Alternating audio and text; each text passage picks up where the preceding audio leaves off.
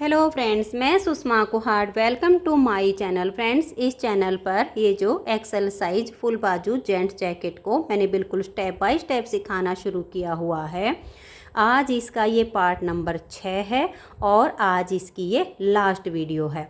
आज की इस वीडियो में मैं आपको इस जैकेट की बाजू बनाना बताऊंगी कि बाजू में हमें फंदे कितने लेने हैं, कितने फंदे बढ़ाने हैं, लेंथ कितनी रखनी है, घटाई कैसे करनी है और इस जैकेट की सिलाई कैसे करनी है। तो चलिए फ्रेंड्स, आज की वीडियो शुरू करते हैं।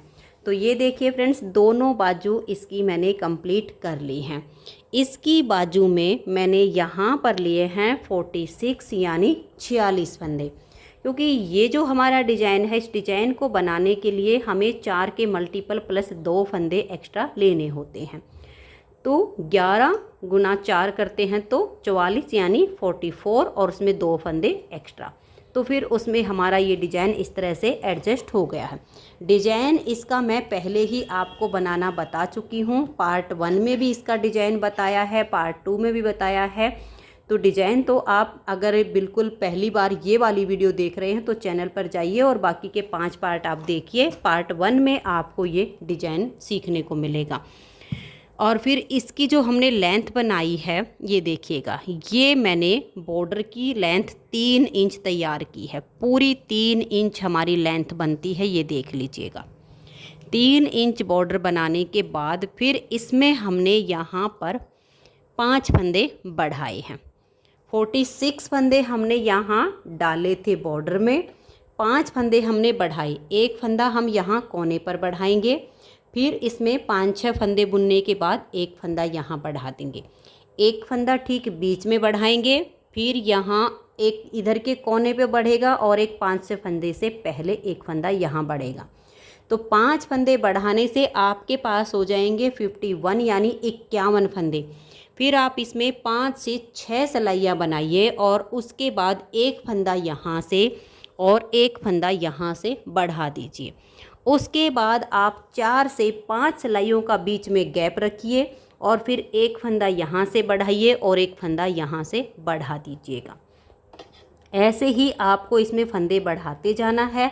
अब 3 प्लाई वाली ऊन से हमारी ये जैकेट बनी है, तो पूरी हमने 9 नंबर से बनाई है। इसमें कोई और सिलाई हमने यूज नहीं की है। बिल्कुल शुरू से लेकर और लास्ट तक 9 नंबर ही इसमें यूज हुआ है। फिर वही आपने करना है, 4 से 5 सिलाइयों का गैप रख के एक यहाँ से एक यहाँ से बढ़ाइए। तो 4 से 5 सिलाइयों का गैप रखते जाइए। कहीं पर 4 हो जाएंगी, कहीं पर 5 हो जाएंगी और एक एक फंदा दोनों साइड से आप बढ़ाते जाइए। आपको साथ के साथ क्या करना है, थोड़ी सी आपकी बाजू की लेंथ जब बने तो उसको फोल्ड करके देख लीजिएगा। आधे आधे 2 सिलाइयों में फंदे कीजिए और ऐसे फोल्ड करके देखिएगा कि आपकी जो बाजू की शेप है वो अच्छी आ रही है कि नहीं आ रही है। अगर आपको लगे कि बाजू की चौड़ाई कम लग रही है तो आप बीच में 3 से 4 सिलाइयों का गैप रख के और फिर फंदे बढ़ा दीजिए। और अगर आपको लगे कि बाजू तो एकदम से ज़्यादा चौड़ी हो गई है तो आप फिर उसमें 6 सिलाइयों का गैप भी कहीं कहीं पर कर सकते हो। ये हमें फ़ोल्ड करने से बिल्कुल अंदाज़ा हो जाता है कि जब हम बाजू को फ़ोल्ड करते हैं, देखते हैं कि यहाँ शेप बिल्कुल अच्छी आ रही है। वैसे मैंने इसमें वही कहीं पर 5 सिलाइयों का गैप किया है, कहीं पर 4 सिलाइयों का गैप किया है और गैप करते हुए इसमें मैंने फंदे बढ़ाए हैं। यहाँ पर इसके लास्ट में मैंने 101 फंदे किए हैं। 46 स्टार्टिंग में डाले, 5 यहाँ पर बढ़ा दिए, उसके बाद एक एक दोनों तरफ से बढ़ाते हुए यहाँ पर 101 यानी 101 फंदे हमारे यहाँ पर हो गए हैं। अगर आप नॉर्मल वाली जो ऊन होती है, जो सिंगल धागे वाली होती है, उससे बना रहे हो तो यहाँ पर आपके लगभग 109 या 111 फंदे होने चाहिए। इतने फंदे आप बना लीजिए क्योंकि उसके फंदे थोड़े से ज़्यादा होते हैं। अब इसकी जो हमने लेंथ बनाई है घटाई करने तक की, बाकी आप नाप ले लीजिएगा जिस किसी के लिए आप बना रहे हो। सबसे पहले तो आपको नाप लेना बताती हूँ। आप जिसके लिए भी बना रहे हो, देखिएगा ये वाला जो हिस्सा होता है इसको यहाँ पर इंची टेप रखिए। बाजू से अगर आप नाप के देखोगे तो छोटी बड़ी बाजू हो जाएंगी क्योंकि ये पार्ट खिंच जाता है नापते टाइम, इसलिए आपने इंची टेप लेना है। ये वाला जो हिस्सा होता है, जितनी देखिए कम से कम बाजू इतनी तो हो यहाँ तक की, यहाँ से नाप ले लीजिएगा और ऐसे नापते हुए आप ये नीचे तक, आर्म होल के नीचे तक का नाप ले लीजिएगा। और फिर जो बाजू आप बना रहे हो उसको फोल्ड कीजिएगा, और फोल्ड करने के बाद फिर जो आर्म होल के नीचे से लेकर और वहाँ तक आपका जो नाप आया है उसे ऐसे नाप ले लीजिएगा। तो फिर आपको बाजू जो बना रहे हो जिस किसी के लिए, वो छोटी बड़ी नहीं होगी, क्योंकि वैसे तो लगभग इक्वल होती हैं, लेकिन फिर भी किसी के लिए छोटी बड़ी हो तो आप नाप ऐसे ले सकते हो। इसका जो नाप है वो देखिए मैं आपको दिखाती हूँ। खींचना नहीं है, बाजू को बिल्कुल ऐसे सीधा कर लेना है, कहीं से पार्ट आपका खींचना नहीं चाहिए। नीचे वाली साइड से ये देखिएगा, ये लगभग 21 इंच यहाँ पर इसकी लेंथ बनी है, यहाँ नीचे वाली साइड से 21 इंच। और फिर अगर हम इसको यहाँ से नापेंगे तो भी हमारी ये लगभग इतनी ही आ रही है, 21 इंच की हमारी लेंथ बनी है। फिर उसके बाद इसमें हमें घटाई करनी है। 21 इंच इसकी आप नीचे से नापोगे ना तो आपको ज़्यादा आसान रहेगा, ऊपर की बजाय ये वाला हिस्से से आप बिल्कुल सीधा रखिए, बिना पार्ट को खींचे हुए 21 इंच की लेंथ बना के फिर इसमें हमें दोनों साइड से घटाई करनी है। इसमें हमने जो घटाई की है वो देखिए, 5 फंदे की यहाँ से, फिर 5 फंदे की दूसरी साइड से, फिर 4 फंदे की यहाँ से, 4 फंदे की दूसरी साइड से, फिर 3-3 फंदे की।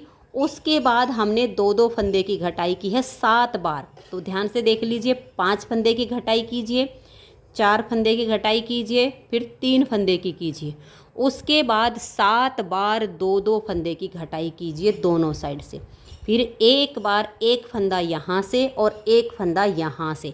उसके बाद आपके जितने भी फंदे बचेंगे, लगभग 47 फंदे बचे हैं इस मेरे 101 में से, उन फंदों को आप बाइंड ऑफ कर दीजिए और बिल्कुल लूज हाथ से इन फंदों को बंद कीजिए। अगर आपने ये टाइट हाथ से फंदे बंद किए तो ये किनारी आपकी बिल्कुल टाइट हो जाएगी। जब बाजू सिलेगी तो कंधे पर ये एक तो फिट नहीं आएगी और दूसरी चुभेगी, इसलिए आप इसको बिल्कुल लूज बंद कर दीजिए।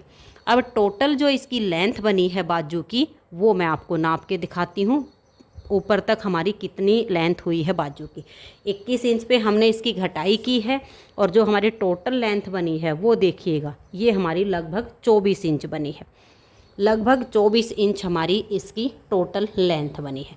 तो ये तो हो गई हमारी बाजू तैयार। आप इस तरीके से बाजू इसकी बनाइएगा। अब इसमें हमने डिजाइन नहीं डाला है, सीधी उल्टी सिलाइयों से बनाया है, तो डिजाइन का तो कोई इसमें झंझट ही नहीं है, आराम से बनेगी। अब हम इसकी सिलाई करेंगे। तो सिलाई देखिए, एक बाजू की मैंने यहाँ पर कंप्लीट की हुई है और इसकी साइड भी मैंने सील दी है। साइड की सिलाई कैसे की है, बाजू की सिलाई कैसे की है, ये मैं आपको करके दिखाती हूँ और आर्म होल में अटैच करके दिखाती हूँ। तो ये देखिए, जिस धागे से हमने फंदे डाले थे वो मेरे पास बचा हुआ था, तो यही मैंने सुई में डाल लिया है। तो बाजू को हम ऐसे उल्टा करेंगे और सबसे पहले हम ये दोनों किनारे इसकी अटैच करेंगे। तो इस तरह से लीजिएगा और इसको यहाँ अटैच कर दीजिएगा। दोबारा से फिर से आप यहीं से सुई निकालिएगा। अब देखिए, ये ऐसे करना है, ये 2 बार निकालने के बाद ऐसे कर लीजिएगा। यहाँ फिर इसका जो जोड़ है वो ऐसा मिलेगा। अब इस साइड से निकाल दीजिए, तो फिनिशिंग भी बहुत अच्छी आएगी और ये खुलेगा भी नहीं। तो ये हमारा यहाँ पर अटैच हो गया है। अब हम इसकी सिलाई करना शुरू करेंगे। तो ऐसे पकड़िए और बिल्कुल जैसे हमारा एज स्टिच होता है, एक एक फंदा उसी में हमारी सिलाई होगी। ज़्यादा मोटी सिलाई हमें नहीं करनी है। ये देखिए, ऐसे सुई डाल लेंगे हम यहाँ से, ऐसे डाल के, और इस सुई को हम देखिए ऐसे लीजिए और अगली साइड पर ऐसे हम निकाल देंगे। ये देख लिए, इसमें बहुत अच्छी फिनिशिंग आएगी। और इसको हमने ऐसे नहीं खींचना है, ऐसे करना है। अब जहाँ पर हमारा धागा निकला है, इसके ठीक बैक साइड पर हम ऐसे सुई को डालेंगे और जहाँ पर धागा निकला हुआ है उसकी अगली साइड पर हम अपनी सुई को ऐसे करके निकाल देंगे। ध्यान रहे कि एक एक फंदे पर ही ये सिलाई होनी चाहिए, ज़्यादा मोटी सिलाई ना बने।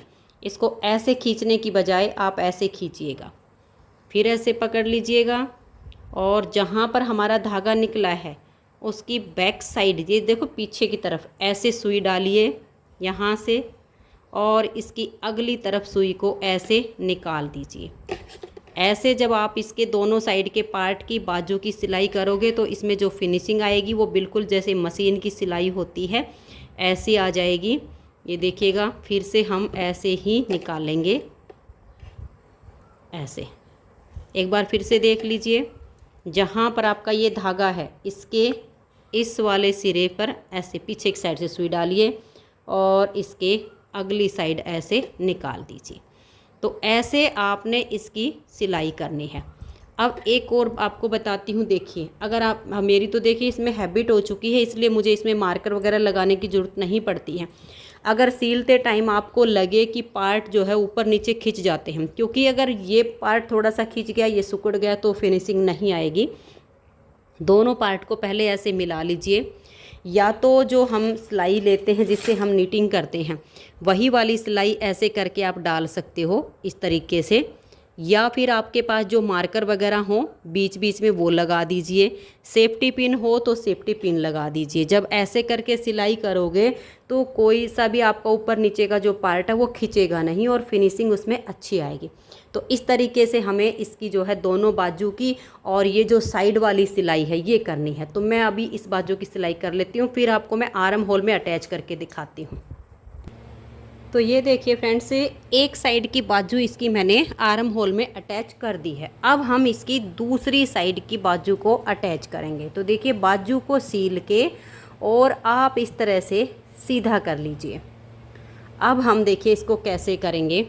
आर्म होल में ऐसे लेंगे, ये हमारी जैकेट का सीधा हिस्सा है और ये हमारी बाजू का सीधा हिस्सा। तो सीधे से सीधा मिलाएंगे और यहाँ पर देखिए सीलते हुए मैंने धागा छोड़ा हुआ है। सबसे पहले तो इस धागे के साथ जो सीलने वाला धागा है इस बाजू का, तो सिलाई से सिलाई अटैच हो जाएगी। इन दोनों की आप यहाँ पर नोट लगा दीजिए, क्योंकि अगर बाजू थोड़ी सी भी ऊपर नीचे सिल जाती है तो फिर पहनते टाइम वो आर्म होल में नीचे से घूम जाती है, जिससे उसकी जो फिटिंग है वो बिल्कुल अच्छी नहीं आती है। तो सबसे पहले तो हमने ऐसे नोट लगा दी है ताकि ये बिल्कुल सिलाई से सिलाई अटैच हो जाए। उसके बाद हम इस बाजू को इसमें ऐसे ले लेंगे।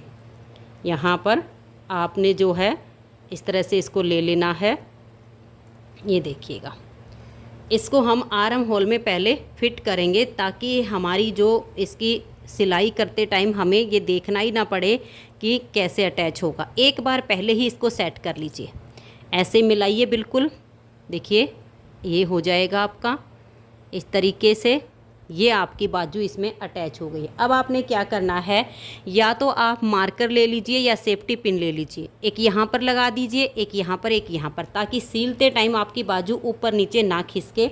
अगर थोड़ी सी भी खिसक जाती है तो फिर कुछ सब्सक्राइबर के कमेंट्स होते हैं कि बाजू पहनने के बाद घूम जाती, उसका यही रीज़न होता है। इसको ऐसे करने के बाद मार्कर लगा लीजिए ताकि ये खिसके ना, और उसके बाद हम इसकी सिलाई करना शुरू करेंगे।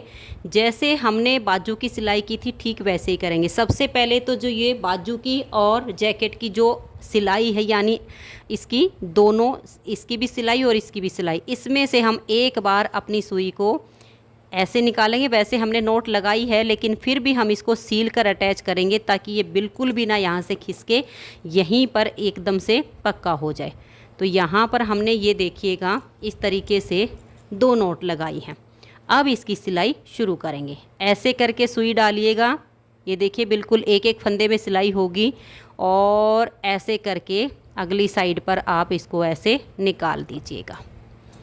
ऐसे निकालने के बाद इसको आपने ऐसे नहीं खींचना है, ऐसे खींचिएगा ताकि ये यहाँ से बिल्कुल सीधी रहे। अब जहाँ से आपकी सुई निकली उसकी बैक साइड में सुई को डालिए, और जहाँ से धागा निकला हुआ है उसकी अगली साइड पर अपनी सुई को ऐसे निकाल लीजिए। जैसे मैंने आपको बाजू की सिलाई करना बताया है ना नीचे से, बिल्कुल सेम अब हमारी आर्म होल में इसकी सिलाई हो जाएगी। तो बस ऐसे करते हुए आप इसकी राउंड में सिलाई कीजिए, बस ऐसे मत खींचिएगा, ऐसे करते जाइए। तो मैं राउंड में सील के और आपको इसकी फाइनल लुक दिखाती हूँ। तो ये देखिए फ्रेंड्स, जैकेट की सिलाई कंप्लीट हो चुकी है। बहुत ही सुंदर सी हमारी ये फुल बाजू जैकेट बनके तैयार हो गई है। अगर आपने अभी तक इसके बाकी के 5 पार्ट नहीं देखे हैं तो आप चैनल पर इसके बाकी के 5 पार्ट देखिए और इस सुंदर सी जेंट्स जैकेट को बनाना सीख लीजिए। अगर आपको आज की ये वीडियो पसंद आई हो तो प्लीज़ आप इस वीडियो को लाइक कीजिए, अपने सभी फ्रेंड्स ग्रुप में इसे शेयर कीजिए। और अगर आप चैनल पर न्यू जुड़े हो तो चैनल को सब्सक्राइब करके बेल आइकन को ऑल पर प्रेस कीजिए, ताकि आने वाली सभी वीडियोज़ के नोटिफिकेशन आपको सबसे पहले मिल सकें और आप मेरे चैनल के सारे वीडियो सबसे पहले देख सकें। Thank you.